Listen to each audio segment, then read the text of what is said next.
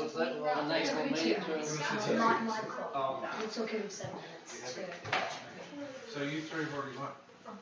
Yep. You three have already won. Yep. Yeah, you could go. What's your email address and send the link? Sorry? You need to address and send the link. That's why we're email.com. Also, you didn't hit the hotkey, so it's just. I think there's a 5 minutes delay, You didn't hit the hotkey, so it's but it's pretty live. the intro. Okay, showing that. They're the Digi boards, so they'll kind of transmit the boards, transmit the moves. It is pretty exciting though. It's you because it's my phone number. It's WOHL. Not HL. Ted, do you have a phone? Sorry? Do you have a mobile phone? Yes. Calling mum? I should. Yes. Properly. Just to let her know that you've been. You have sent. Yeah. Hit the number 2 when you want to start. Hit the number 2. At the moment it's not streaming anything. At the moment, it's streaming the intro video. Okay.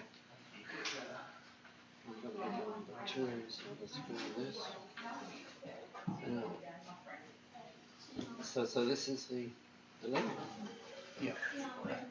This way? Yeah. That's what's up at the moment. Okay, so if I share, and then I press the share button. Oh yeah, I finished. Yeah, I don't have a. Oh, okay, but. Ah, here it is. I'll leave right now. Share I can't. Yeah. to Facebook.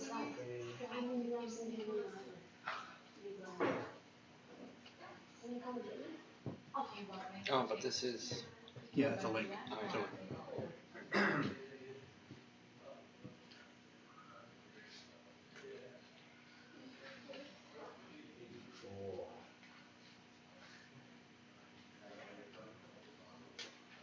E4 should be Eli. E1. Well done, Eli. Who else we got there? Oh, idea. Nick. Who else? Wait, who else? Ted? No, I won. Who are you? Ted won. That's good. Ted, you're board 2? Yes. You played in board 2. Who else have we got? This No, you played board 1? See you Monday. Good luck tomorrow. share. Who else have we got? Where are you? What board did you play? Board 3 and you won. No one. This Monday downstairs. Okay, who else we got? No, that would, if Miss Graff wants it, that's fine. Otherwise, You can keep it. who else we got? Thank you, Nicholas. Henry, you won? Well Good. done. That's quick. Henry, just stay here, mate. What board did you play? Nicholas, you texting mum? G2. Okay, anyone else? Friendly games, isn't there? There's plenty of people outside friendly games. Well, What like board is this?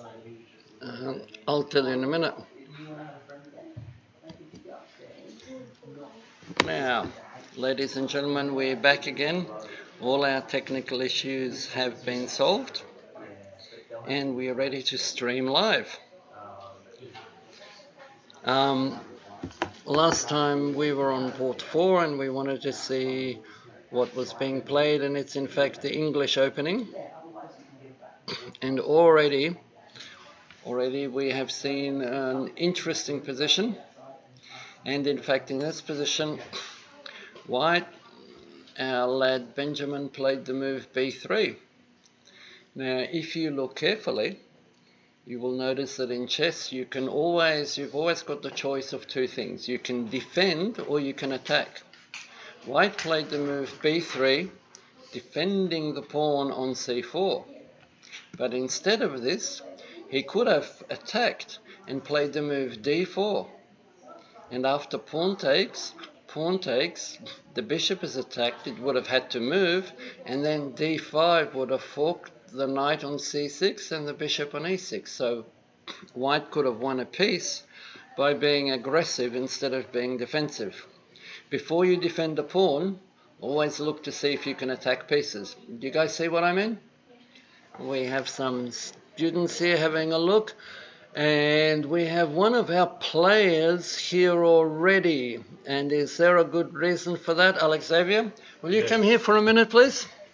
We're going to show the game of one of our students who is here already, and we'd like to know why.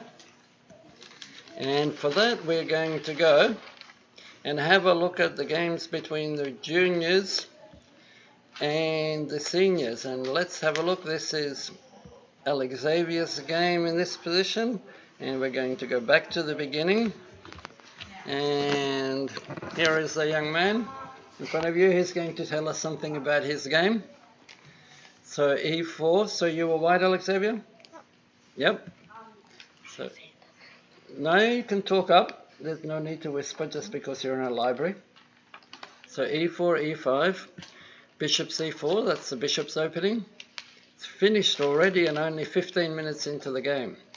Knight f6, d4. d4 is a very, very aggressive variation.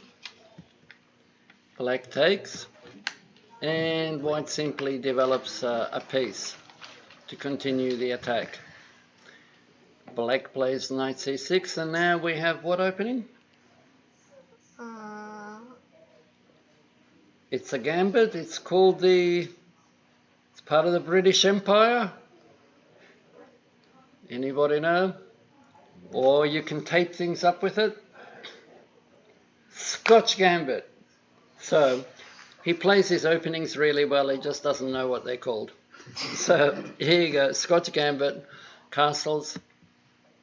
And black immediately strikes in the center of the board. Not a very well-known variation. White takes and black takes. And what we notice in this position is that black's king has not castled, whereas white has. And so there are some little problems in this position. White takes back the pawn on d4. And black takes on d4 as well. He's making lots of moves without castling. Queen takes. Now we notice that black is going to have some problems castling because of the pawn on g7. That's a g7 here. And the problem is that the pawn will find it very, very difficult to move. So, What's that? well, because if the bishop moves, then the queen will be able to take the pawn and also stop black from castling. So he can't castle until he moves the bishop, but as soon as he moves the bishop, the pawn on g7 falls. So black has to be very careful here not to lose very quickly. And it looks like he wasn't quite careful enough. 97 leads to an immediate disaster. Now, what were you told to always look for in every position, Alexavier? Checks and captures. Did you find a check? Yeah. Alexavier found a check, and that check wins the queen, because the king is the only piece that protects the queen. King takes, and queen takes on d8, and white has won the queen. This is how you win games quickly, by being very aggressive in the opening and hoping your opponent will make a mistake. This game, we're just going to go through the rest of the moves. Black just takes all the pieces now. When a very good player is a queen up, as is the case here, there is not much chance for the opposition. And as we see, what do you do when you're material up? Trade. Lad of little words, but yes, exactly. And attacking another piece. Black defends a piece. And now white, in all his leisure, brings up the rest of his forces. There is no hurry, because an extra piece for a queen is a lot of material. Bishop comes out, and now the knight on e7 is attacked 3 times, and nothing else can come to its defense. Bishop e6 is an attempt to block the attack by the rook, but that piece just gets brutally taken, and after king takes, another piece comes in, which is actually a piece sacrifice because the knight on d5 can be taken by the king, but it means the king is now wandering into the middle of the board, which is a little bit like playing in traffic. And here comes the traffic. And after queen d4, it's checkmate. Well, ruthless Alexavian, I have to say. This young man here always finishes his games very, very quickly and always in more or less this method by checkmating the opponent. Thank you very much for your commentary and for your games. Well done. Okay. Now let's go and cycle through some of the other games that we've got.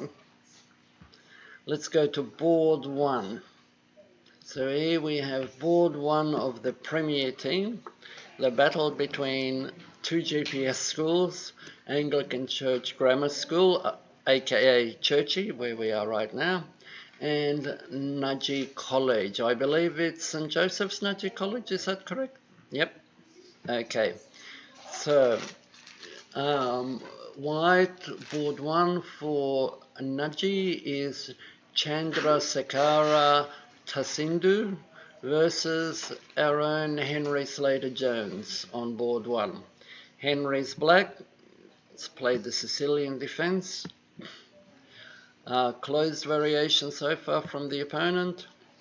Knight f6 and bishop b5 check variation. This variation is with the idea of getting developed very quickly and is perfectly fine. Now this is what we call an inaccuracy, simply because white should probably castle straight away. The d pawn might want to go to d3 or d4, so white is making an okay move, but it's unnecessary here. It's going a bit slow. Black hurries to castle as quickly as possible. g5, bishop e7, and now white moves his d-pawn a second time, showing that the move of the first one was probably a mistake. Now white is virtually black, and vice versa because of the extra tempo lost. If a pawn moves twice, you're losing a move for nothing. And castles, and so we have quite a normal opening. In this position, nothing much has happened. We have another one of our juniors who is already finished. Alan, is your game finished already? Will you come over here, please? We're going to have a quick look at your game then. While Alan comes to join us, we're going to just have a quick look at board 2. Come and sit here. We're going to have a quick look at board 2 and see what happened in this one. And here Michael Ostapenko is white. And you know what this opening is called, Alan? That's called the Perk defense, named after a fellow called Perk, amazingly enough. And after f4, Henry Kennedy plays the move e5, which is not a bad move, but it allows, as we see here, the removal of the queens very early on, and white already has an initiative.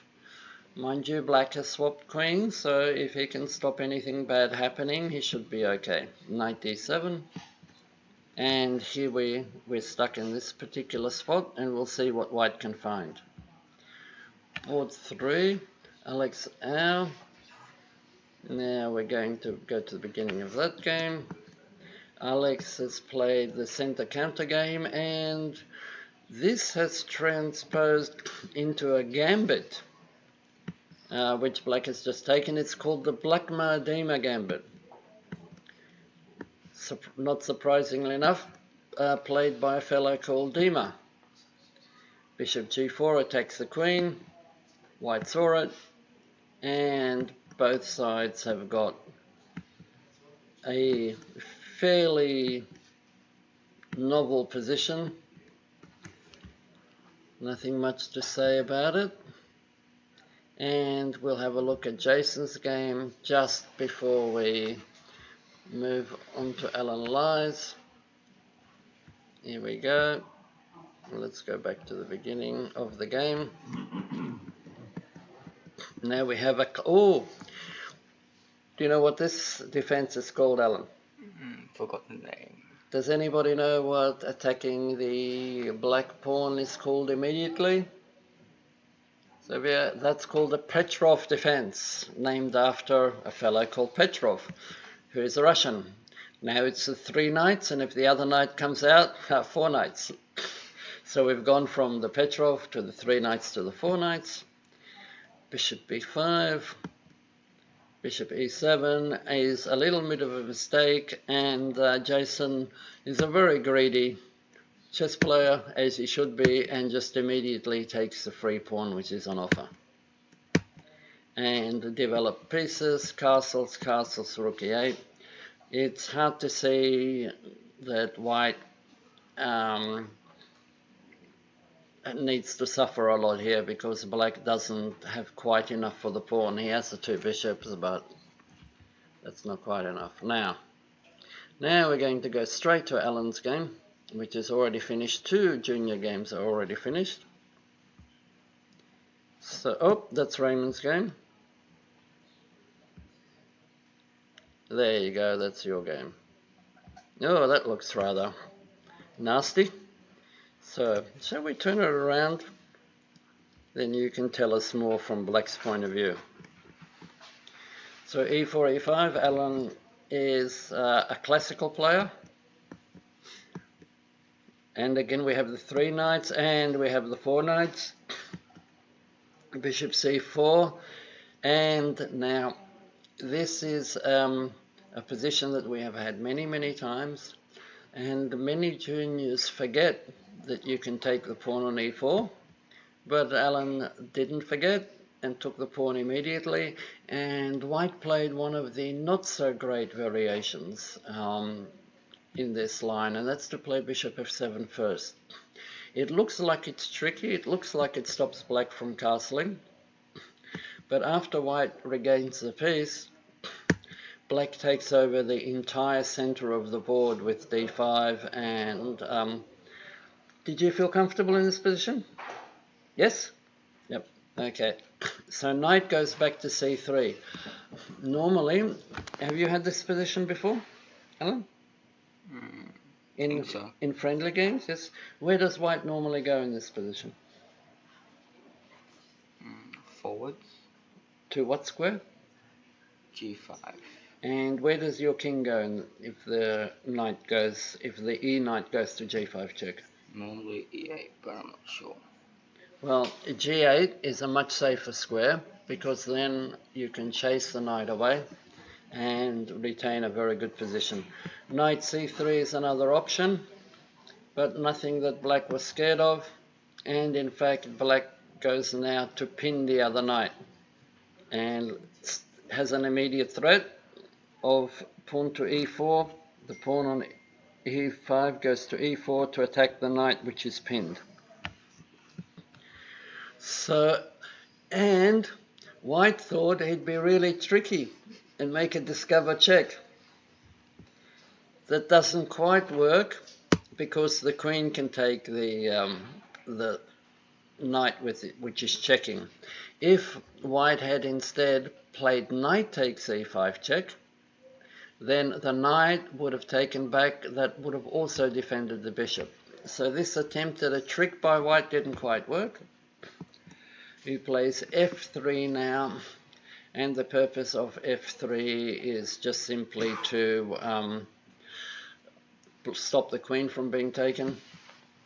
Bishop goes back calmly, and well, in this position, black is just simply a piece up. And can you explain to our viewers why you decided the c5 square was a good square for your bishop, Alan? Say couldn't castle? Yes, well, exactly. If the bishop moved to another square, the white king could have castled. And Alan wants to finish this game rather quickly, I assume.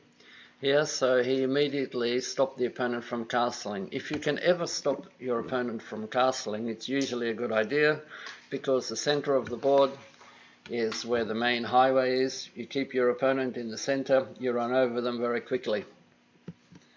H4, that's not going to go very well, because after queen takes, there is a checkmate threatened on the f2 square. And what would you have played if white had prevented it with rook f1? Alan? Bishop h3. Bishop h3. So if the rook had gone to f1 to stop checkmate on f2, then black would have played the bishop on e6 to the h3 square, and this knight can no longer be adequately defended. Great, thank you very much. Well played. Thank you. Okay, so let's continue our cycling. What we haven't looked at is Dashel Young's game. We don't expect such a quick win because everybody has a different style, and Dashel has won every game this season by playing extremely solidly, and that's been as board 4 in the Premier team and board 1 in the junior team. Here's our player who can play anywhere and always brings the point home. And today he's facing an opening now. I wonder whether anybody knows what b4 is called. Somebody must know what the move b4 is called. I'll give you a hint. It's same hair color as Mr. Daniel Swords.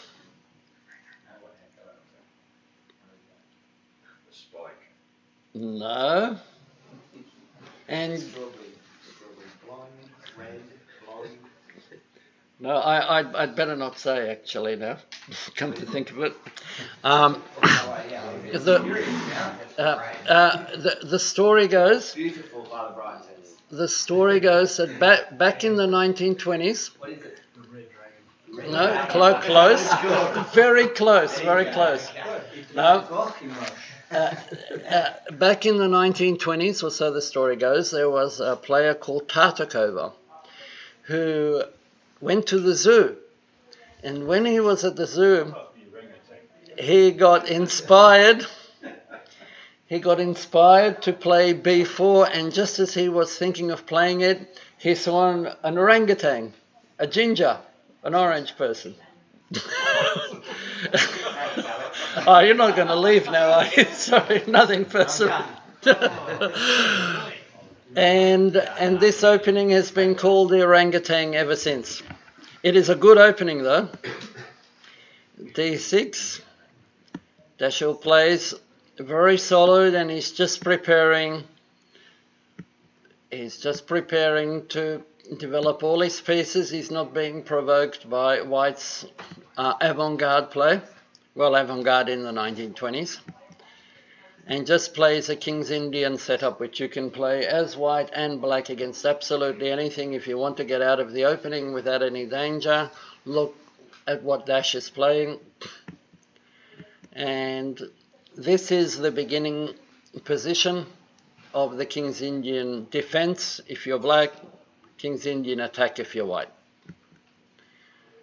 And both sides are just playing a normal move so far, and here we have a fairly aggressive move by Dashel. The idea behind moving the knight is always so that you can now free your f-pawn and push it towards the white king. White will try to attack on the queen side, and black will try to attack on the king side. You always use your pawns to show you which direction you should be attacking. You can see the black pawns are pointing in the direction of the white king side. It means that black has a lot more space for his pieces over here, and this is why he has a chance to attack on the king side. You can't attack without pieces, so you need to attack where your pieces have space. Over here we can see that white's pawn chain is pointing towards the queen side, and also white has more space on the queen side, so white should be attacking on this side of the board. Now, and this is as far as we've gone. And now the next one, we've seen these two games are finished. We haven't seen Raymond's ones game yet. And Raymond is white against Alejandro Rinaldi. And we have knight c6, which is a kind of a Chigoran defense. So, and here we go. Yes, it's kind of transposed into a Chigoran. It's a very double-edged opening, and that move I'm rather skeptical about, simply because I don't see where the knight is going to escape to.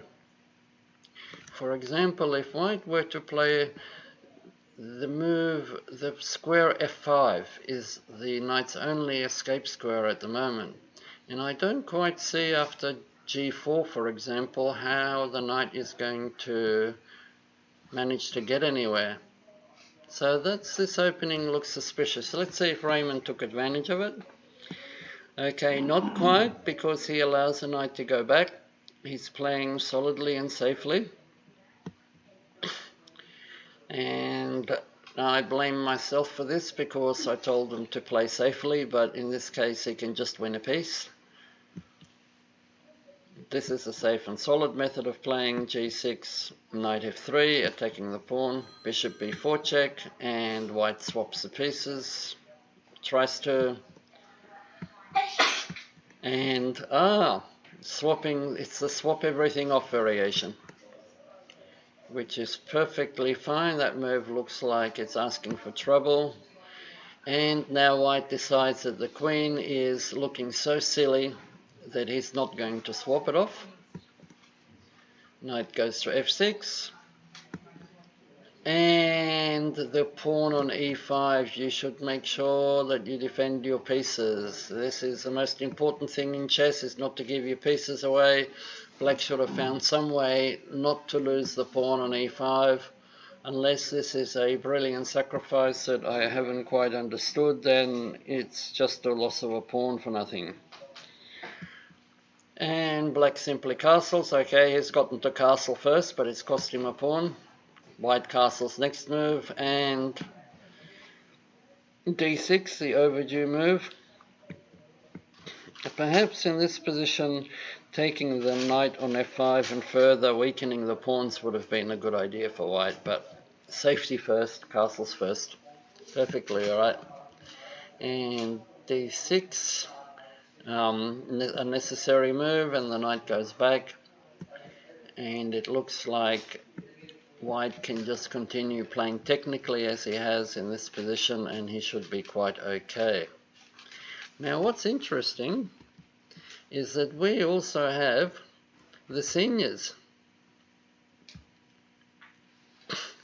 We haven't looked at the seniors since the opening, and one game is already finished, and it's Sam Houghton. Let's see what Sam did, and Sam was actually black, so this time we'll have a look at it from black's point of view. And fianchettoing the bishop seems like a good idea. Now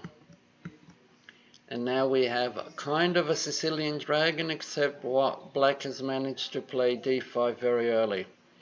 It's probably a little bit too early, because white can in this position play bishop to b5, which may be an inconvenience, but white didn't, so we're all okay. Castles and next move, d5 is probably more accurate. Sam, would you care to join us? We have another player, Samuel Houghton, to share his thoughts with us in this position. Now, so at what stage did you notice that your opponent can play bishop b5? I did not. Ah, okay. The not playing d5 immediately is the idea of the accelerated, and d5 in this position after bishop b5, there are some issues to solve. Anyway, you can look that up later. Queen d2 is not so good because it allows black to take on e4.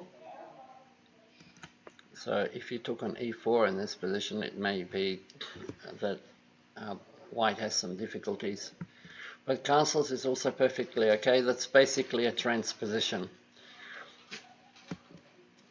And castle's queenside, and now e5. Looks like a strong move. And knight b5 now. This move is white plays a mistake which looks like it loses immediately. What he should play is he should take the knight on c6, then the pawn would recapture, and then the white pawn can take on d5. Now this is a very, very interesting position because then black's best play is to sacrifice a rook. Okay, for those of you who can follow, I'm going to give a quick variation now. Don't worry if you can't, you can replay the video. Knight takes, pawn takes, e4 takes d5, c6 takes d5, knight takes d5, knight takes d5, queen takes d5.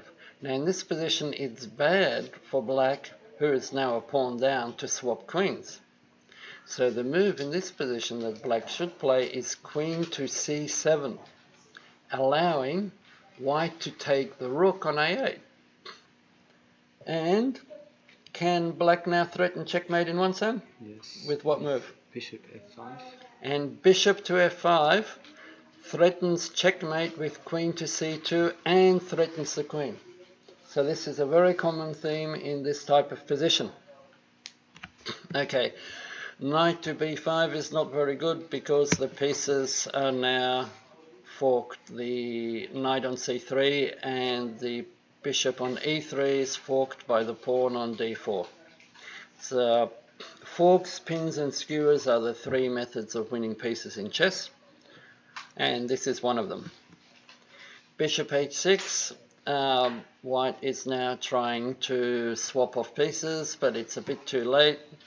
So Sam now just takes the knight, and the queen takes, which also isn't perfect because black can take the bishop with check, and after king b1, and next move is checkmate, which we don't have on the board yet, but the move queen takes d1. He didn't actually play queen b1, he just resigned. Oh, he resigned. Okay, thank you.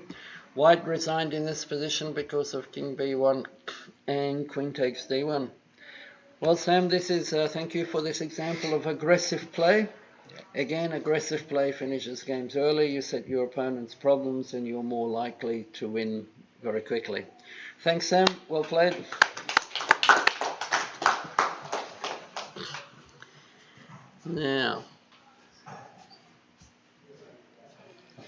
Now let's look at, this is the position where we had last, and this is the board 4 game against of Benjamin Chu against Aaron Calvert. And okay, in this position we just have another Churchy coach has just arrived. I'll ask him to join us. Tyson, would you join us please? Yeah, sure. Thank you, Tyson. Now, Tyson is a strong tournament player, an arbiter and a coach, a well-known chess personality in Brisbane, and I'd like to immediately put him on the spot since he's just arrived. Okay. White noticed that his pawn on c4 was attacked by the bishop on e6. Yeah. So he immediately responded with the move b3. Now, Tyson, is that the best move? No. So black's just made a mistake. I get this position a lot, reverse colours in the closed Sicilian. So black's problem is he's put his bishop there's a gap between the bishop and knights, and we noticed there's the potential for a pawn fork. So if a pawn was on d5, it'd actually be attacking both pieces. So how can we get a pawn to d5 with a tempo, Dennis? D4. Pawn to d4 attacks the black bishop, and if they capture, which piece do you recapture with? The pawn on e3. So again, the bishop's under attack, and however they save it, you can play d5 doing a fork. Otherwise, if they recapture, you simply take the bishop. But the white player, here obviously did not think about it long enough and played an automatic defensive move. Before you play defensive moves, you should always see if you can attack something first, because as we know, attack is the best form of defense, especially in chess. So b3 is a defensive move, and now it's black's turn again. Personally, I quite like d5 in this position, and in fact the black player Aaron Calvert from Nudgee College played the best move in the position, which was d5. cd5, knight d5, castles, and castles. Both players have castle. This is actually a fairly high standard of game, apart from the missed piece. Positionally high standard. I spoke too soon. Tactically, both players have got lots of ideas.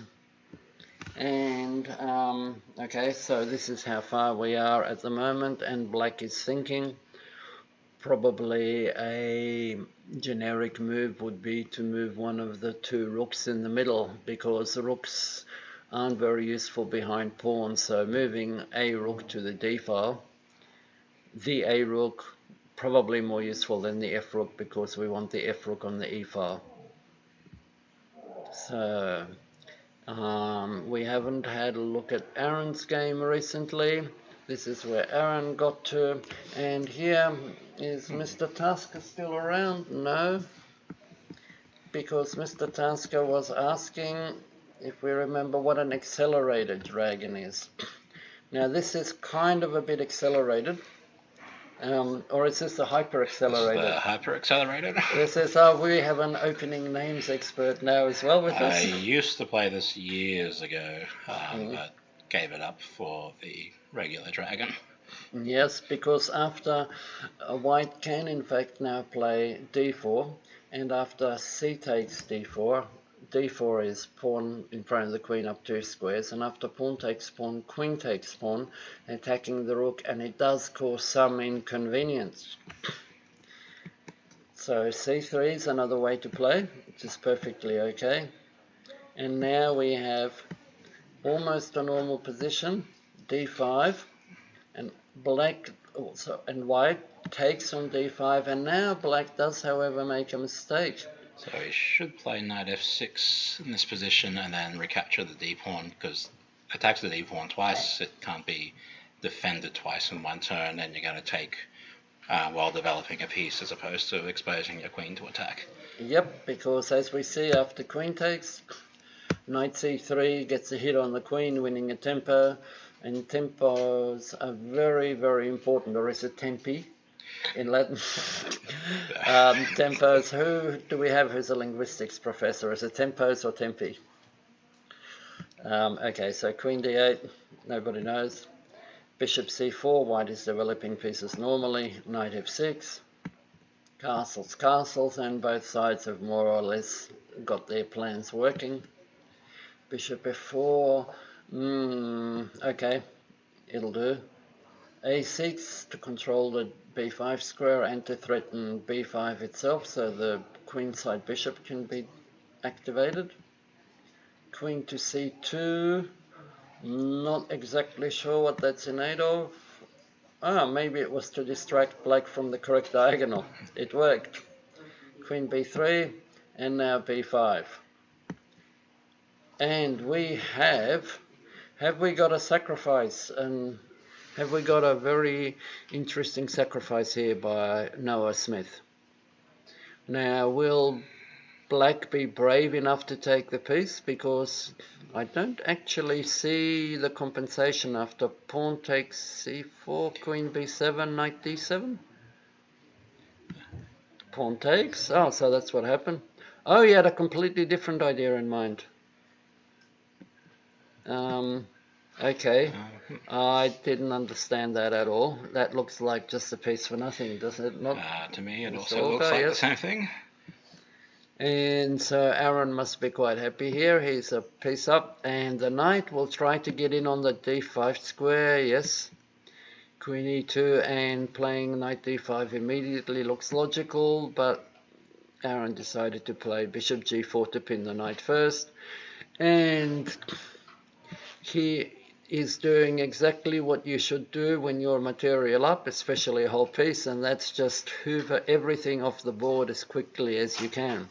That is exactly what Aaron is doing without any hesitation, and he'll play queen, yes, and of course queen c4. So he's very, very single-minded. Aaron is here. Hello, James. Have you finished already? We have a lot of quick games today. The lads must be looking forward to the weekend. And here we go. And black is just a piece up in this position. Let's see how far along we went, attacking what's remaining. And every piece is now attacking the weaknesses. There's nothing much left apart from the weaknesses. And another one gets taken. And this game is fairly hopeless, I think, for white, because he's not only a piece but he's also a pawn down. So I think we can trust Aaron to finish this game. Craig Waddell, our captain of chess. Now, when we last left the position, it was right here. White had just played knight c3. The openings don't take long, so I'll show it. This is the Chigoron defense with knight c6, knight f3, and bishop g4. C takes d5, which is one of the main lines. And after bishop f3, the main idea in this position for white is to take back on f3, to take that bishop on f3, because then at least he will have the advantage of the two bishops, which is an advantage in a lot of positions, especially positions where lots of files are open. Pawn takes leads to an equal position after bishop takes c6, and now everything is fairly level because black has managed to retain both bishops and swap a pawn in the center. Black just keeps developing, white develops, and black brings out his last piece, his bishop on f8. I assume that's the idea. Now black hits the knight and the bishop. Bishop goes back. And now we have a nasty queen h4 check by James Hong. This could mean that our captain of chess, Craig Waddell, might be in trouble. After g3, now black is an entire pawn up. Very, very clever trick by James Hong. White plays e4, chase the knight away, and he's continuing in very aggressive style. Instead of knight takes knight, he's instead going for the attack. Bishop takes, queen takes check, queen e2, and black is trading just as he should. And bishop c5, now that move, I'm not entirely sure that that's the best. I personally would have castled queenside first, just to keep options open.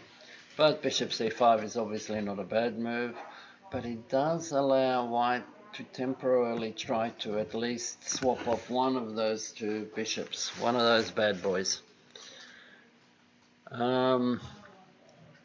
Okay, let's go over to the main boards. We haven't looked in on Henry Slater-Jones for quite a while. Our board one game is going to be very exciting, and well, we're going to take it all the way back to the beginning. We'll have a look at it from Henry's point of view this time. Looking at it from black's point of view, black is playing absolutely standard developing moves, and as we see, white has moved his central pawn twice in the opening, and Henry got to be the first one to castle.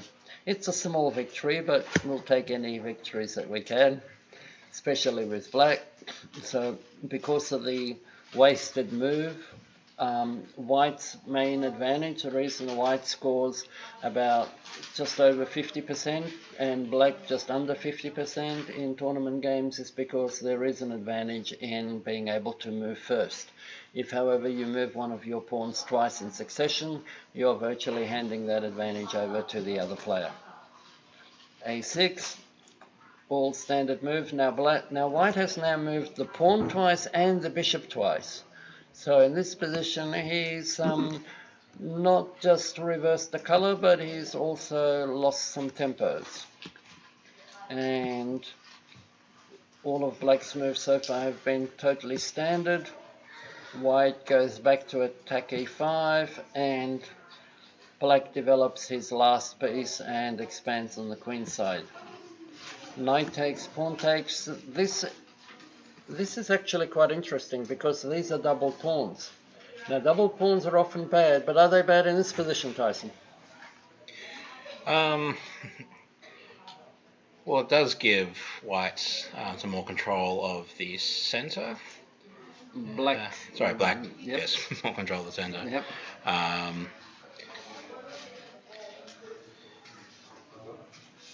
Yeah.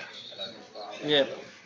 Now, double pawns aren't always bad. In this position, they control all the vital squares. d4, d5, the d file is open. So, in fact, these pawns are not weak at all in this position. Queen f3, bishop b7, everything is progressing normally. a3 to stop the pawn coming to b4. And now we have a combination from Henry Slater-Jones. And this looks like a very interesting combination. It must be based on, if bishop takes e7, then perhaps black can recapture and play f5 and just win the piece back, possibly. No, there's nothing suspicious about it. Looks all right. Let's see how it progressed. What his idea was, bishop e7, and black is thinking. Now, presumably, either the knight has to move, but I don't believe that. Knight d2, yeah, followed by knight, yes, okay. So there's a few moves in this position. I thought the idea was just to recapture and then win the piece back with f5, which also looks quite plausible. Yeah. Hopefully, I don't, what happened, okay, so if queen g3, knight takes f1. This is an interesting position that requires some accurate calculation. Now we'll see what happens. Is this where we're up to? Yeah, this looks like where we're up to. And what if queen g4? Queen g4 is a very interesting move, except that then after they just take the bishop. queen e7, Yeah. so for white to win material, he'll have to create a threat.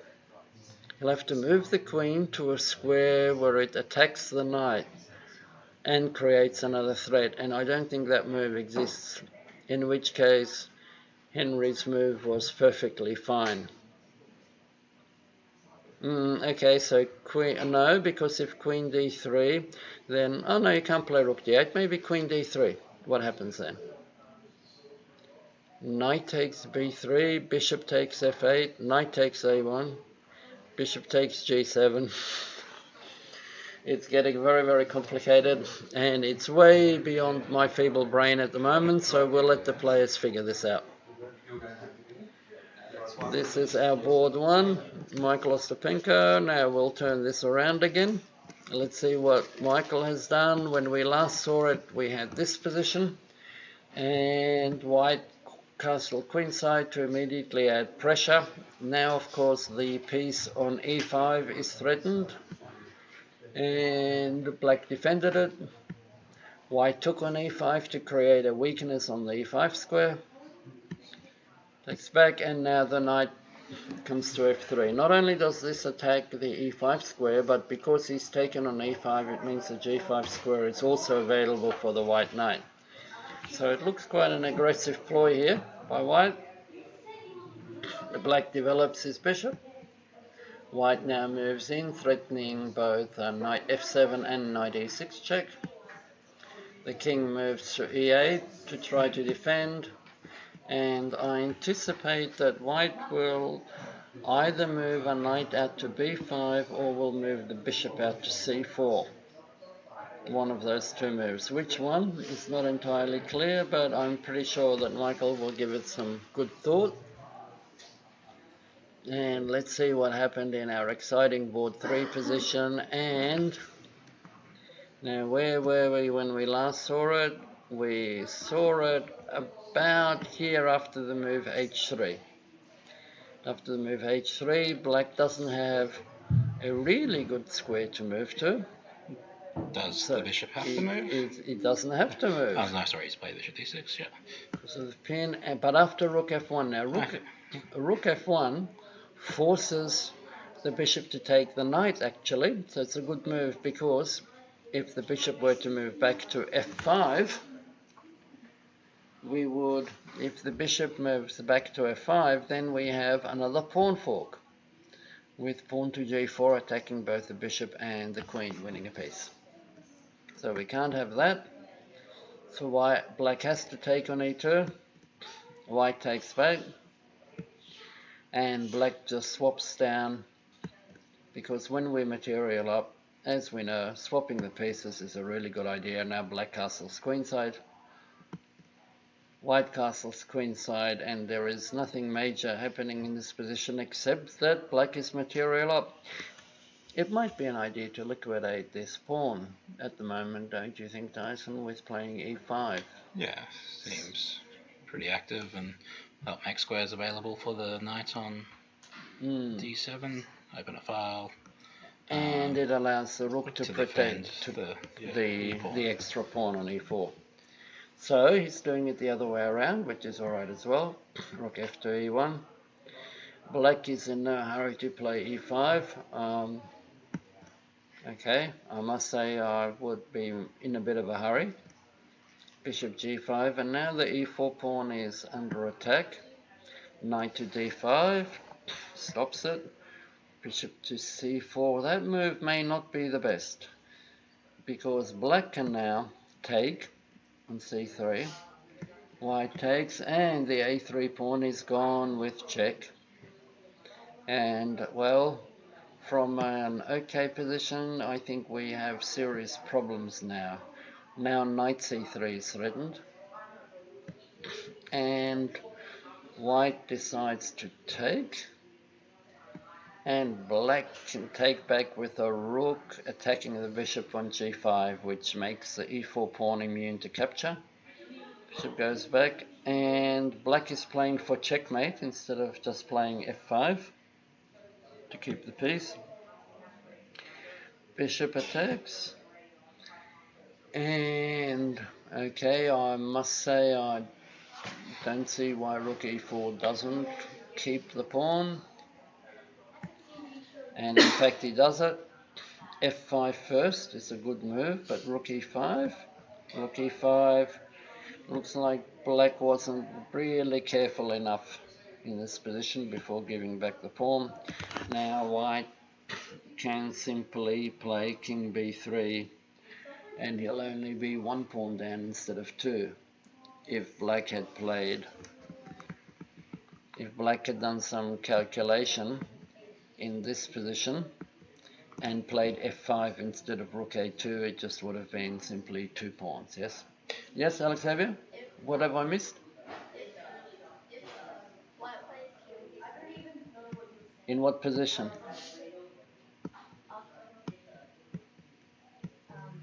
In this position?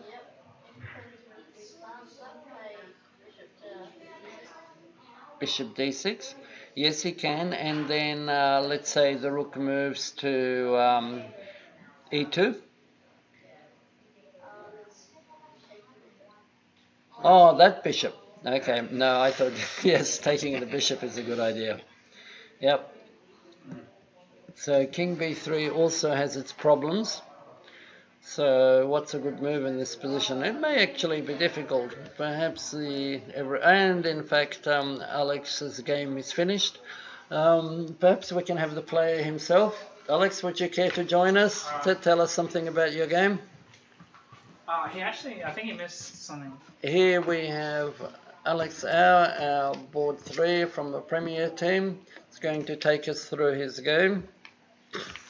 So First of all, we have the center counter or the Scandinavian. Which name do you prefer? Scandinavian. Scandinavian. Yeah.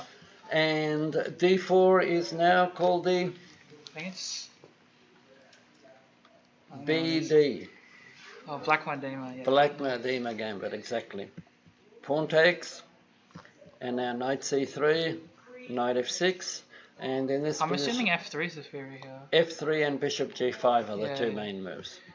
Bishop b5 check is not really very incisive, and after c6 one can already say that white probably has absolutely nothing for his pawn. Yeah. Bishop g4, good move, and Lovely. e6. I was actually considering playing knight d7 and e5, but I think knight d7 he just plays bishop f4, and I have to play e6 anyway. Yeah, Yeah, and maybe. Yeah, probably. Mind you, you've lured the bishop out to f4. yeah, Where it, after knight d5, it'll get hit. So, yeah. perhaps knight d7, but it's a much of a muchness. a3, this just develops just as quickly. Yeah. Knight d7. This, I think he missed queen a5. Queen a5 is just good, I think. Queen a5 is quite a good move. He should if he's going to do anything, he should probably play queen d2 here, shouldn't he? Yeah.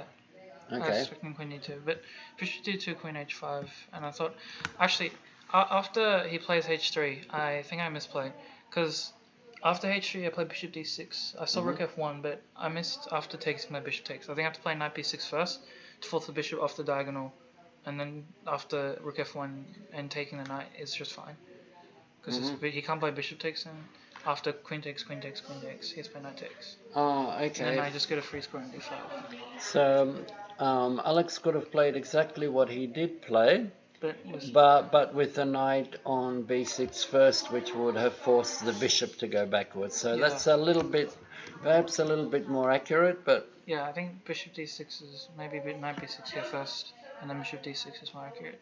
so knight b6 and bishop d6 is a bit more accurate, but black has, it's just material up with a good position at the moment. But here we see the difference, and that is that black is forced to take on e2. And But- after queen takes, yeah. But now, after queen takes, in fact, white could have just taken with the bishop here. When you have such a bad position, you should not be looking to swap queens, because without queens, it's much harder to trick your opponent. And the bishop manages to take back, whereas otherwise the bishop would have been on the worst diagonal. Yeah. So castles, okay. Now in this position, I in fact expected e5. Yeah, I looked at e5 result, but I think I was just playing for the d5 square, because he can't. I'd like my knight to sit a knight on d5, so he can't ever play f3, because I can just play e3 at some point. Sure. I was just afraid you might lose your extra pawn. Actually, Okay. I don't think he can touch it, because Rook e1, I think knight b6 holds the pawn for him. and now bishop g5, This Knight was nice. d5, This is completely and fine. Yeah, yes, so if bishop takes f6, I just play knight takes. knight takes c3, or bishop takes? I actually knight takes c3. I think is losing, because bishop takes d8, and then he plays bishop h4.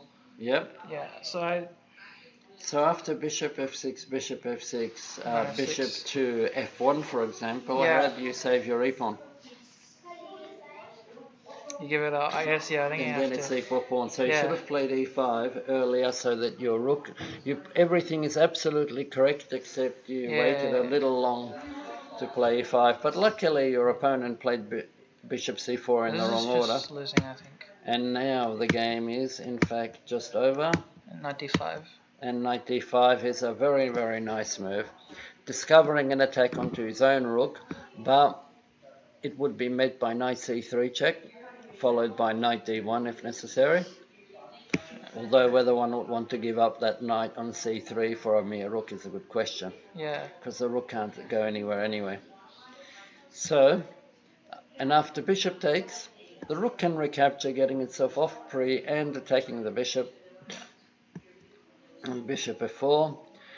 Now here's some class. Misplay. No, this is a misplay, I think. You should just play F5, yes? Yeah. I thought rook b5, rook a5, so c4 doesn't come with tempo, but he misses king b3, I think. Well, Rook actually, a5. I think he played king e3 after rook a5. actually, that's funny because that's exactly what I said. Yeah, this is losing, but I think he can play king b3. In which position? Instead of Yeah, king b3. King b3. Because I can't defend e4, otherwise rook a1, right? Right, yeah. Yeah. So you have to move it back and then, yeah. Yeah, it's harder to play. It's still a pawn, but I think it's hard to play. But in this position, he can't play king b3, as Alexavier pointed out. Oh, we don't have any more moves in this position. King b3, bishop d6. Because of bishop d6, yeah. Did your opponent resign here, or did it he just continue? resigned. He just resigned. Okay, well, good reason. There's not much to do. Thank you very much, Alex. That was well played. Yeah. How's the rest going? Yeah, the team looks fine. Henry's position, I think he's just gonna consolidate that. Extra material, yeah. We haven't had a look at Jason's game for a little while, but Jason's game is usually not a worry, but we haven't seen it since the opening, actually. In fact, since in this position, after bishop b5, bishop e7, this is probably the worst square to put the dark squared bishop on, because on d6 it defends the pawn. On c5 the same thing cannot be done because of queen to d4 attacking the knight and the pawn on f2, and on b4 the support for this pawn would be attacked. e7 is the only square where white can just take the pawn with impunity. So let's see. Now white is just playing with an extra pawn in this position after only 6 moves, and Jason immediately goes for swapping pieces as quickly as possible, and this is exactly what he does. And the queen goes back. Now bishop comes out and white just shores up his center. Black comes for a pseudo attack, but white's not really worried. And the rook comes up, and okay, so we have an attempt at a vicious kingside attack by black, which is the correct thing to do. If you're losing whenever you have a bad position or you're a pawn down, you just point everything at your opponent's king and hope for the best. Good plan. The bishop is being chased away by white. I'm not quite sure. Bishop goes back. Perhaps it should have gone back to somewhere more active, like e7, so that there is an actual attack on the king side. And what did we have here? And this is as far as we have this game going. So according to us, black is down to 4 minutes and has only played 15 moves. So perhaps one of our boards has had a little error. So we'll move straight on to the live games. Let's see what happened since we last left Dashill's game. In fact, Dashill had just played knight h5, signaling an attack on the king side. The move g4 was a little bit optimistic, I think, because it gives away the nice f4 square for the black pieces. And black moved in there straight away, attacking the bishop on g2. White defended the bishop, and it's a bishop, so black took it immediately. And the rook takes it back, and now bishops are really good on g2. They're called fianchettoed bishops, like this one on g7. Rooks, not so much. Knight f6, attacking a weakness on g4. White defends it, and black plays rook e8, again trying to exert central pressure, possibly to prepare the push e4. So white saw it coming, so blocks it, and now black prepares to blast the center open with d5. white protects the d5 square and black plays b5, also attacking the central pawns. Very nice play by black so far. In fact, perfect for what I can see. That's going to possibly end up getting attacked, that queenside. So let's see how dash attacks. Okay, so we don't have any more moves in this position. I imagine something like bishop e6 and a5, just liquidating the pawns. You should usually not castle where your pawns are thrown forwards. Mind you, white didn't have many choices after having given up his bishop. The move g4 in this position is actually a very bad move. That sort of ruined white's game because it allowed the knight to come to this very powerful f4 square.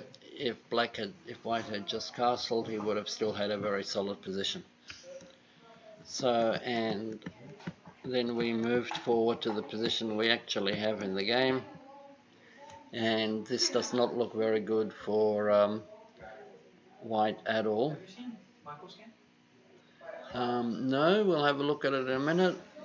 We are not having much transmission at the moment, so this is as far as we got in Raymond's game against Alejandro Rinaldi. And white comes forward, black goes in, and white's trying to swap off pieces, which is good. Black tries to stop it. b3, and the rook's attacked. And it's going out to h5. Well, that could be rather optimistic. f5 with the attack. And the knight comes out, and h3, attacking the knight. Is the knight going into e3? Yes, it is. And now, well, white could kind of play knight a3 or knight c3, in fact, even. Be interesting to see what white plays, but at the moment we have no more moves. Now, we've just been alerted to something interesting happening on board 2. And let's see where we last left it. Michael had just... Let's have a look at it from white's point of view. Michael had just played knight g5, threatening on f7, and after king e8, he now plays the immediate knight e6, attacking the g7 pawn. There's only one way to really protect it, and that's to play king to f7. That runs straight into a pin, which is rather unfortunate. Now the question is, what will happen after knight to b6? And knight b6 was played.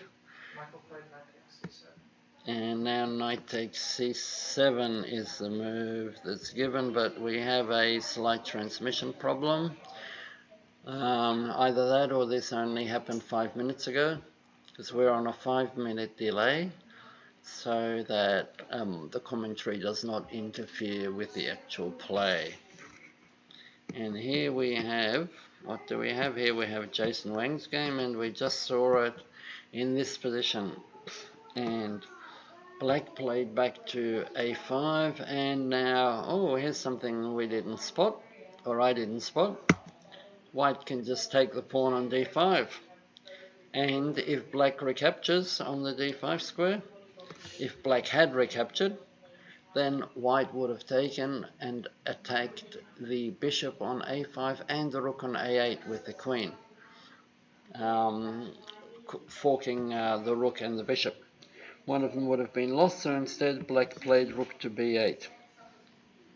It looks like we are live here, and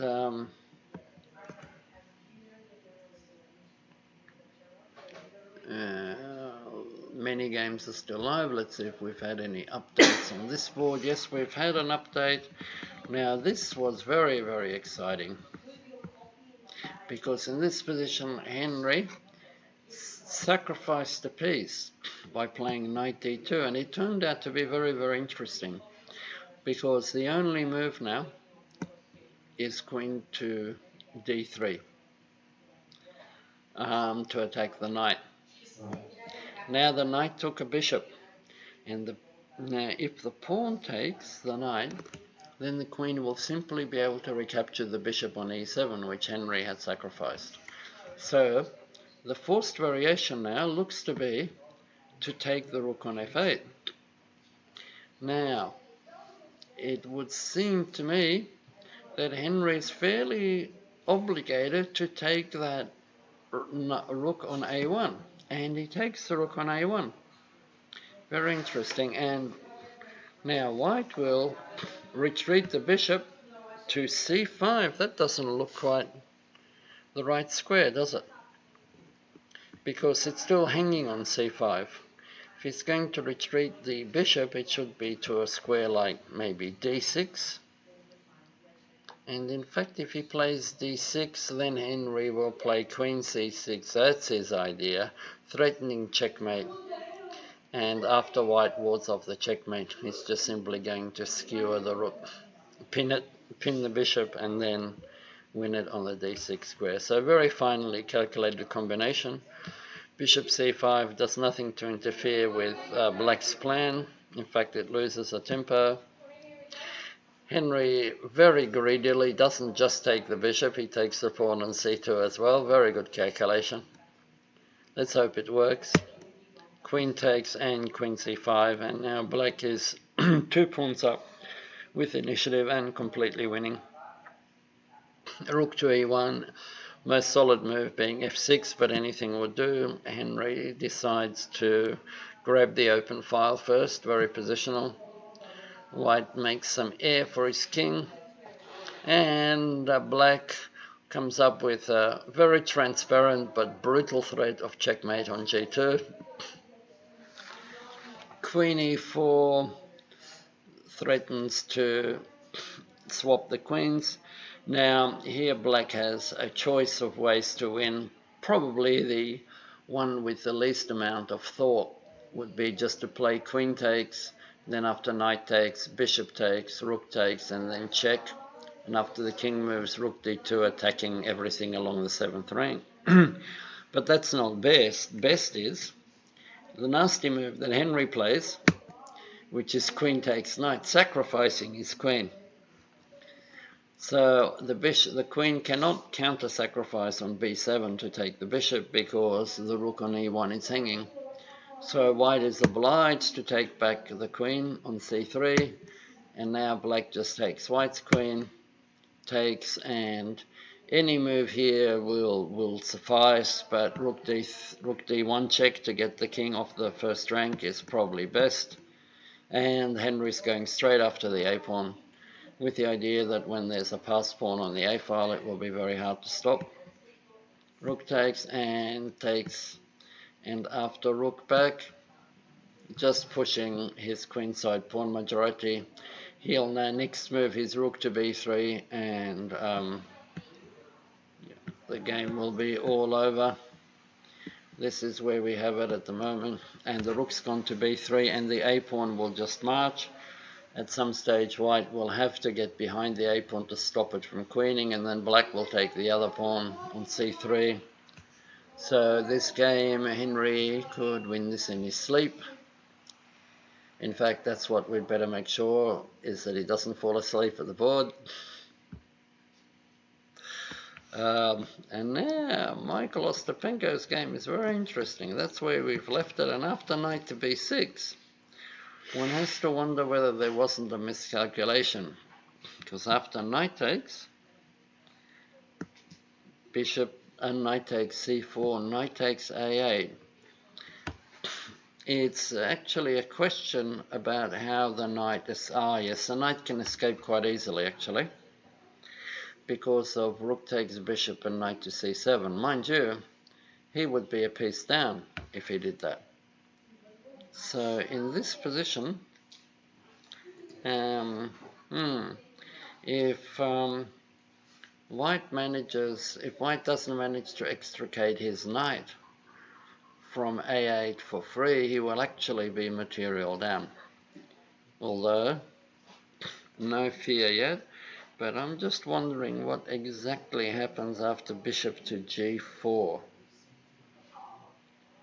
Bishop to e6, maybe not as good. but we'll see, because white now has the very nasty move knight a5, attacking the bishop on d6, and then the knight can come out.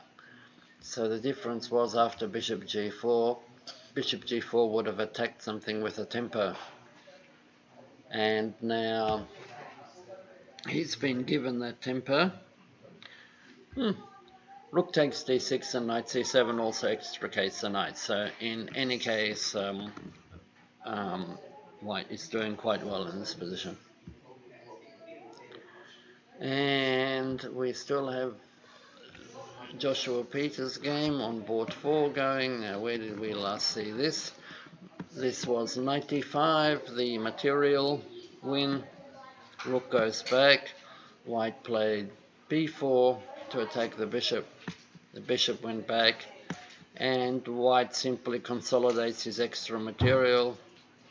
The only danger in this position is actually there are very, very few cases in which you want opposite color bishops, especially if you're trying to win. But in this position, because black has some pressure on the white squares, if your opponent doesn't have a white squared bishop, then you virtually have an extra piece in the area where you are attacking. So black does have some chances, just based on the fact that white has no white square control. He has lots of black square control, but no white square control. So let's see if he can make something out of it. So this is where we have this position at the moment. Now we're going to have our board 1, Henry Slater-Jones. Can you come and take us through a bit of your game, Henry? It was the most exciting part. Everything was played quite normally, but I thought knight e4, when you played knight e4, that was very, very exciting. Tell us something about it. I don't know, from when I was much younger, I had these ideas of knight takes e4 and winning the pawn, usually when the queen's on d1, but I thought I was just calculating for like 10 to 15 minutes, and it worked, or it looked like it worked.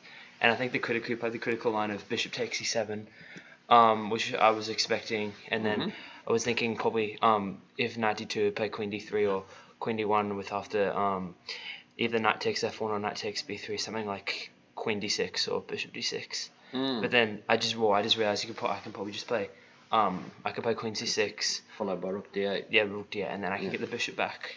So then after that, then. But here I just have a question.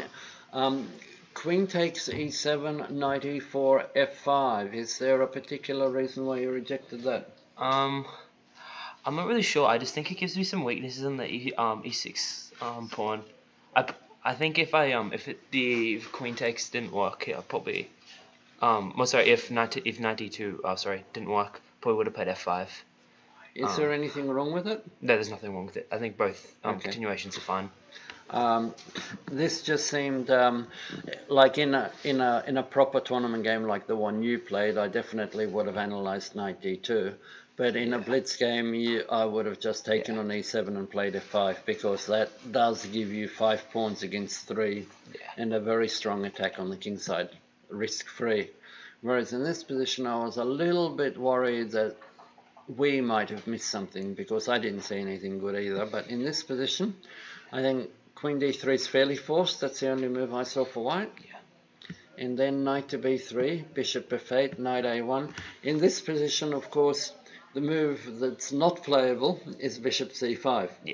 So his options should probably be bishop. Maybe he can play bishop to b4.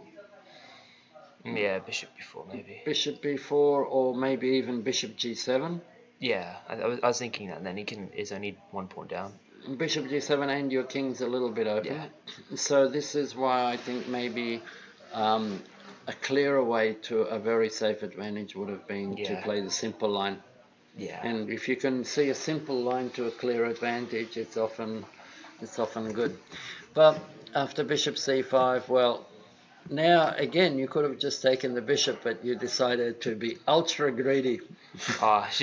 Who told you to be ultra greedy? So in this case, it's very, very good. And of course, this position, as we've seen is over. There are many ways to win this, but queen c3 is the most spectacular because people always want to see queen sacrifices even if they're only temporary. And in this position the ending is actually quite easy, isn't it? Yeah, it's pretty easy, don't have to do too much. So, and now black just pushes the pawns, and well, we can. Did this game continue? Did it? Yeah, I had to promote to 2 queens to win. Okay. Well, we'll call it a quits here. But congratulations, Henry. Oh, Very thank well you. done. Very solid game. Thank you.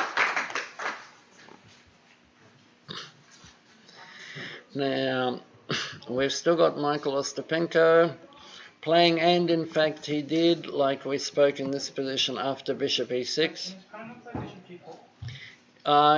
The opponent should have played bishop g4, but bishop g4 would have been met by rook d6 and knight c7, whereas bishop e6, my question is whether you can't win more material with knight b5, yeah.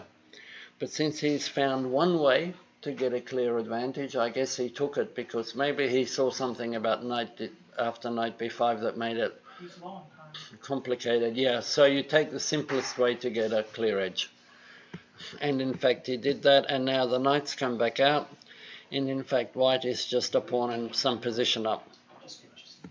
So white is doing very well in this position. And we have Jason Wang and Joshua Peters.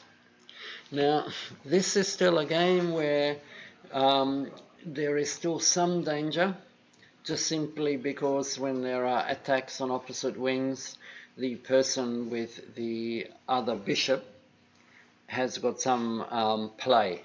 Not advantage, but some play. So in this position, but bishop f4 is a very, very good defensive move by Jason. He simply doesn't want to calculate anything. He just wants to drop his bishop back to g3, block the g file, and if he ever has to sacrifice a rook for the white squared bishop, he really doesn't care because he has so many pawns. So Jason's just going to keep this ultra tight. As soon as the bishop drops back to g3, there will be no danger at all. Bishop g4, queen e3. Next move, I predict white will play bishop g3 almost no matter what black plays, unless of course he allows e6 with woohoo. But okay, black obviously has to come up with something, and if he plays bishop h3 attacking the pinned piece, then we see the point, and that is to play bishop back to g3 attacking the queen. And if the queen moves, then the pin is broken and the pawn will be able to take on h3. So in fact this position also looks extremely promising for white. Now Dashiell's game is still going with white, and that's the game that we would have liked to see with black. And in fact, how far did we see it? We saw it until white castled and black played rook to b8. Now, okay, rook to b8 looks a little bit slow to me. I would have preferred to see a move like a5 or bishop e6, but rook b8 is not too bad. Black has a very, very harmonious position, and putting a rook opposite the queen is never a big mistake. And now black is seriously threatening a5 without it being a pawn sack of any kind. Knight to g5 is a little bit of a shot in the dark, except it does have a threat. Ooh, how tricky. Pawn takes, opening up an attack on the f7 square, which would be a check. But it's a threat. Don't laugh, it's a threat. So bishop h6 to pin the knight. Must defend. And now, okay, his positional inclinations got overwhelmed by his unbridled greed in this position, and he took with a knight. I'm not sure that's best. I quite like the idea of taking with the bishop as well, because then we're attacking the rook, and if the rook moves, then I can go back to e6 with the bishop, because it still can't be taken because of the pin on the knight. But I'm just talking off the top of my head, whereas Dash has thought a lot about it, so his move is probably better. Knight to g4, pawn takes b5, and now the knight on g5 has to be taken. Well, no, it doesn't. Black can still play bishop e6, can't he? No, okay. Because the knight cannot take on e6 because it's pinned, there is absolutely no reason to take the pinned piece. Something that I've repeated very often in classes. When a piece is pinned to the king, you don't have to rush to take it. Who's heard me say that, class? Yay! Okay, and here again, it's taken. But it's a safe move, so it's alright.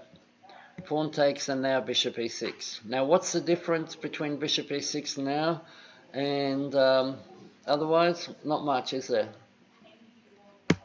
And now we will see queen a4, and now black took back on b5. And it's quite a sad position for white, because black will now take on g5 with check most probably. And he probably would have had to eventually take the knight on g5, because that was white's only active piece, so it's not like it's a bad move and anything wins, but it's still nice to be ultra accurate just in case you can in fact win a piece. In fact, let's have a look back in this position. In fact, that's right, because if we play bishop e6 instead, the queen has to move, and then we can play f6, can't we, and win an entire piece because the piece is pinned. So instead of taking the pinned piece, you attack the pinned piece again until you win it for free. So pinned pieces should be won for free, not at cost. That knight cost a bishop, and that's much too expensive. It should have cost no more than a pawn at most. So, but black is completely winning, and he's playing very safely. And is queen f6? Queen a6. It looks like it might drop a queen, eh? Queen c7. After queen c7, he's going to have a really, really tough time keeping the queen. Mind you, then we can't take on g5 with check. Can't have everything. How annoying. Actually, you can take on g5 but bishop d6. Yeah, I know, but it's not smooth.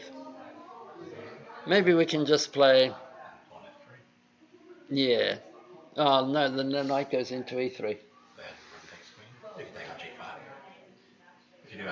Oh, you're talking about queen g5 first. Yeah, but that's check. Yeah. So you can't play f3.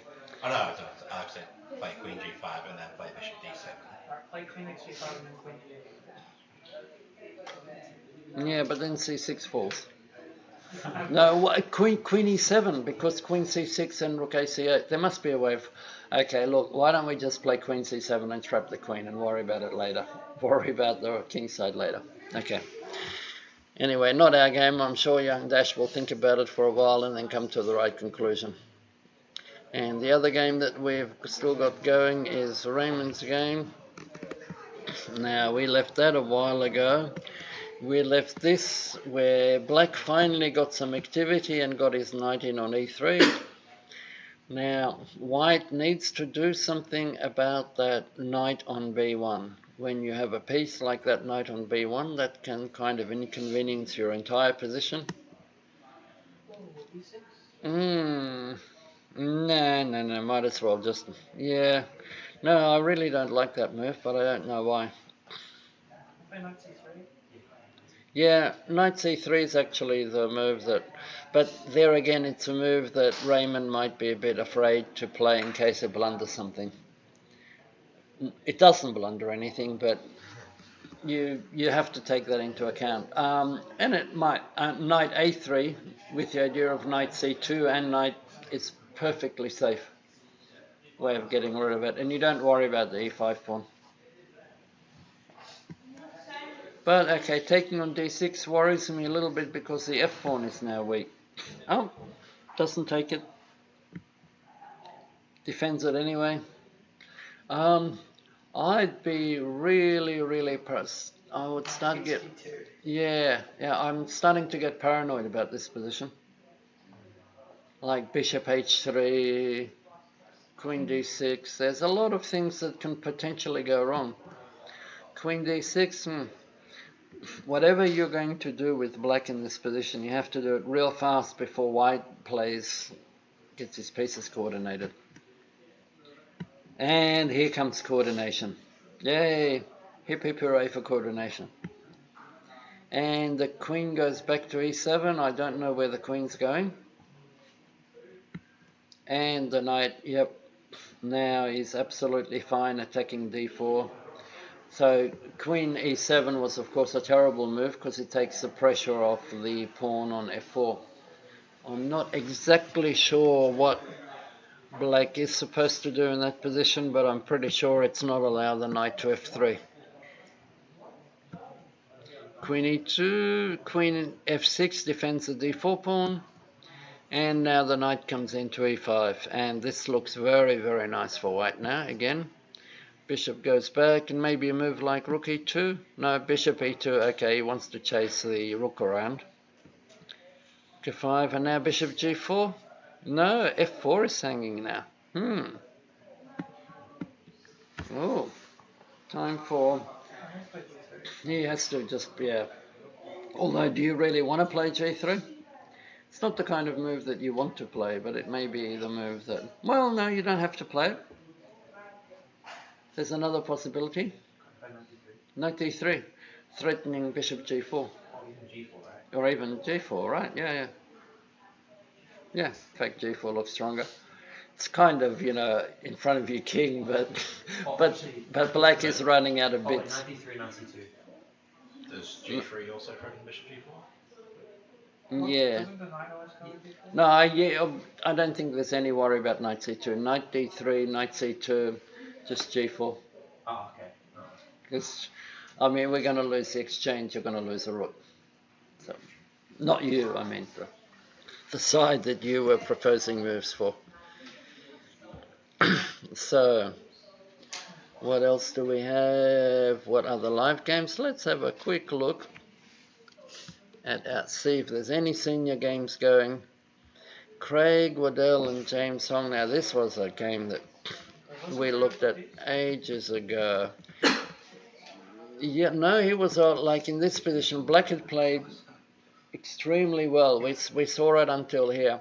And in fact, black played absolutely perfectly up to this point. And in fact, here as well. Okay, castle's queenside, but no big deal. Bishop b5, I would have liked not to have allowed that if I was black. Because you don't want to allow white to swap the bishops, because then he has more drawing chances. Bishop takes, knight takes. Okay, bishop b6 again. Probably castles is again better. Castle's queenside. Rook c1 now. Castle queenside. Yay! Finally. Okay, king e2. And okay, black of course. Yeah, that's a reasonable move. Rook d7. To rook d8. So black is playing absolutely logically. b4. Okay, white's trying to do something on the king side, queen side, don't know exactly what. a6, knight c3, and now rook d3 looks just absolutely devastating, doesn't it? Oh, rook d4. Okay, the point behind rook d3 is that it threatens rook e3 check, followed by the other rook coming to d3, and to have two rooks attacking f3, and that probably would have ended white's resistance quite quickly. Rook d4 is not quite as good, allowing the other rook. Okay, a3, probably moving the other rook across to b1 was better. f5. Okay, it's trying the can opener approach. Again, I don't think that black spotted that after rook d3 he'll be threatening a rook e3 and rook 8 to d3, putting two rooks on the third rank, which would have been absolutely devastating. If rook d3, do we have knight d5? In this position? If rook d3 instead, do we have knight d5? If we play rook d3 in this position, knight d5, is a threat, yeah. And pawn takes, and no check. Rook takes, yeah. Yeah, okay, probably have to sack the exchange and for 2 pawns, but yep. Missed that. So f5 is another way of playing. Knight a4, bishop a7. And white has his first threat of the game. Pawn on c7. Rook to d7. Perhaps c6 is better, but perhaps it's not. Rook to d7. Knight goes back to c3. Rook back to d6. Now in this position, surely he could probably play rook d3, because if knight d5, pawn takes, king takes, e takes, d takes e4 with big compensation. But okay, b5. Bishop comes back to b6. Okay, normally we would try not to get our pawn split by either, well, probably by playing a5 in this position, I imagine, or bishop d4. Why can't white play knight a4 now? Well, because it's black's move. No, after bishop b6, play e5 and knight a4. Well, he can, but black will just, well, in this position I think he should probably play bishop d4. Is a move that I like. But bishop c5 doesn't do anything. Now he plays knight a4, a b5, e5, wow, and the tactics are really going crazy here. Rook c6, rook takes, pawn takes, knight takes, pawn takes, rook takes, and black has managed to fall into a little bit of a trap and has allowed white to get the pawn back. So now white's got a protected, almost about to be protected passed pawn. So there's a little bit of a struggle for black. Where did black go wrong? So in this position, he's still perfectly fine if he plays any logical move like bishop to d4 or king to b8. I'm sure there's a lot of reasonable moves. This one is not a reasonable move because it's putting a piece in where it can be attacked. In fact, it gets attacked immediately. And now the bishop should really move. AB5 kind of misses the move e5. And now black can still, I think, maintain a fairly large advantage if he simply plays a move like b takes a4 and just sacrifices the exchange, because he would have 3 pawns for it. So it's certainly better than the alternative, which leads to a bad rook ending, because after ba4 I do not believe that there's any chance that black can possibly be worse, because he's got 3 pawns for an exchange. But now after this position we transpose into the rook ending, and after knight takes, it's in. If the rook wasn't on d7, he could play king b7. Craig, you won? Oh, still going. Oh, it's a draw. Okay, so in this position, so what happened in this position? Rook d2, maybe not 100% accurate. Rook e6, but rook e7. Now f4. Yep. And king up, and we do have what looks like a winning position for white, but okay. Now king c3 is completely unnecessary. Adam, Yes. what do you think is a good move for to play in this position? For white Well, for white.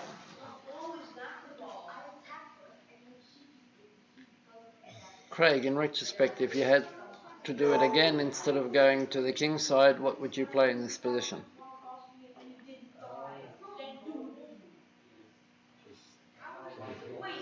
No, because there is nothing more devastating than 2 connected passed pawns. So a move like rook f6 with the idea of just taking an extra pawn. I was looking at you, and I guess that's the So do you care to come over and join us in commentary since this is your game?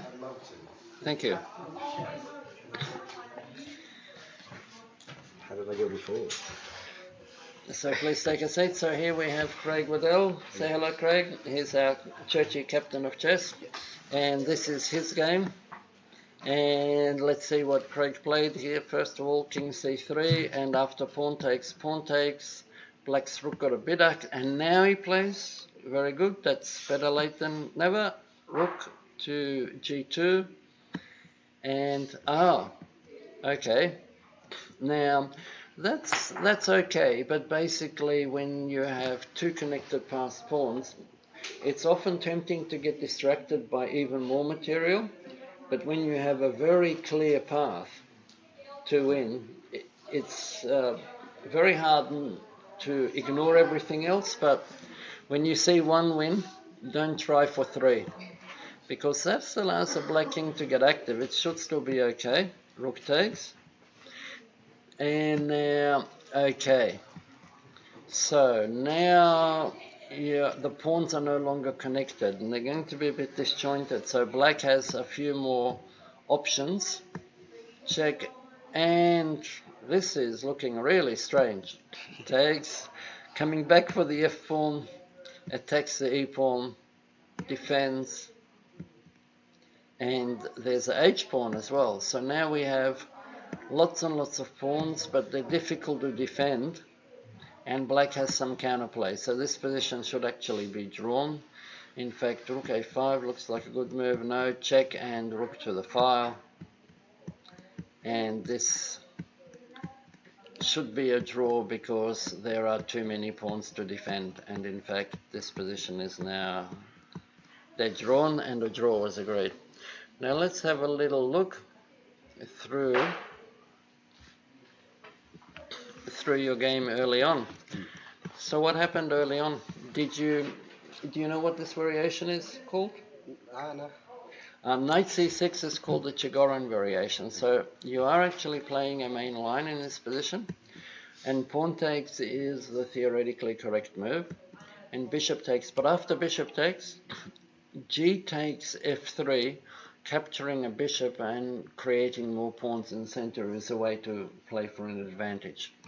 After pawn takes, the bishop takes, this position looks more or less equal to me anyway. So, and I think that's also the theory. I've only ever seen the pawn take back on, in high level games anyway, the pawn take on f3. So knight c3, everything is okay at the moment.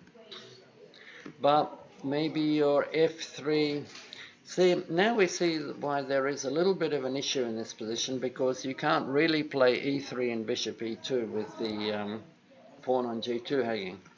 So we can see that black has already equalized, and f3 is an ambitious way to go, but not bad.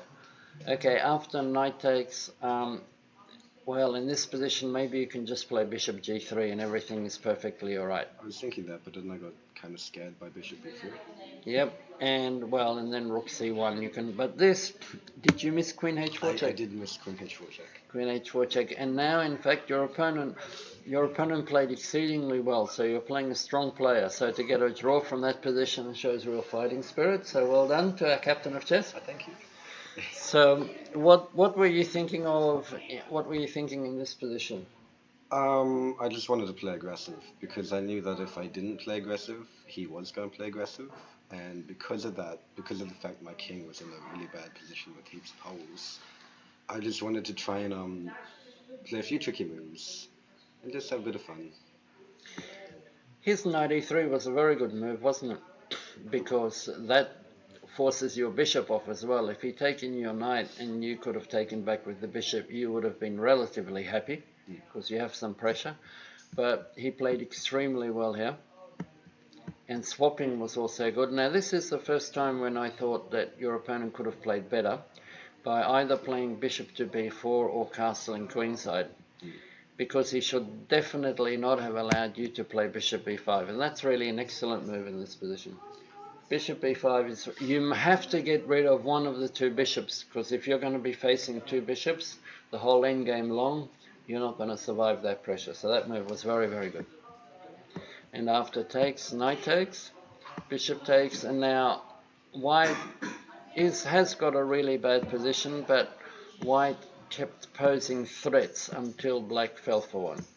So in this position, white again is expanding on the only side that he knows, a6, knight c3, and now, as was pointed out by one of our juniors, the move, one of our juniors, Tyson, former junior, like we all were, the move rook d3 was not as good as I thought it was, because then white's got a sneaky little trick. Knight d5, which is what you're planning all along, right? Yes. Yes. Okay. Very tricky. Rook d4.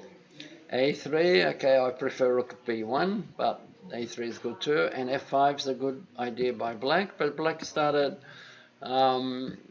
prevaricating a bit in this position. So far everything's okay. Knight goes back to c3.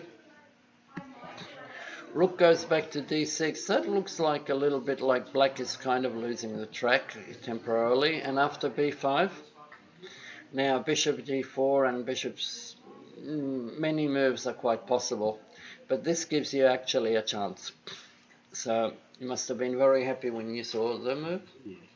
Because now knight a4, and now there's a real attack, and in this position that diverts the rook, and now it would have been a very brave player who would have played the only correct move in my opinion in this position, as to play b takes a4, because after b takes a4 it loses the exchange but for 3 pawns, and the only person who's playing for a win there would be black.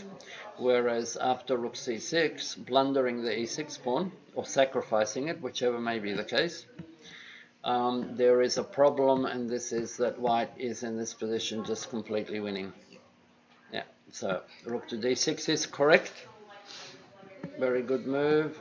f4, and of course in this position, if white just simply goes for the f5 pawn, ignores all the other pawns, and then just pushes the pawns, it should be a very, very easy win. When you have two connected pass pawns, don't get tempted to go for other things. Just grab the second pawn and then just march those pawns until one of them becomes a queen. Okay. Good to know. Thank you very much, Craig. Thank you. Congratulations on the draw. Well done. And well done to the team. Thank you. Now, have we got any games still going in this position? We have Benjamin Chow's game, which we left in this position. Let's see how Benjamin played.